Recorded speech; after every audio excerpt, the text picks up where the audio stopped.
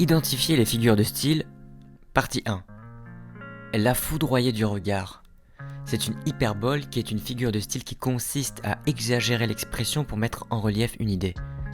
Je suis venu, j'ai vu, j'ai vaincu. C'est une paronomase qui est une figure de style qui consiste à rapprocher des mots de sonorités voisines dans une même phrase.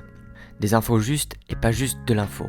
C'est un chiasme qui est une figure de rhétorique consistant à inverser deux groupes de mots. C'était un illustre inconnu. C'est un oxymore qui consiste à allier deux mots de sens contradictoires. Ils savent compter l'heure et que la Terre est ronde. C'est un zeugme qui est l'association à un même mot de deux éléments incompatibles puisqu'ils se construisent de façon différente sur le plan syntaxique ou sémantique. Tous les matins, je me lève de bonne heure. C'est un calembour qui est un jeu de mots qui consiste à employer un mot dont la forme peut évoquer deux sens. L'effet comique qu'il provoque généralement résulte de la double interprétation que l'on peut donner à l'énoncé. L'aurore grelottante en robe rose et verte. C'est une assonance qui est l'emploi répété d'une même voyelle dans un ensemble de mots rapprochés. Ils allaient obscurs dans la nuit silencieuse.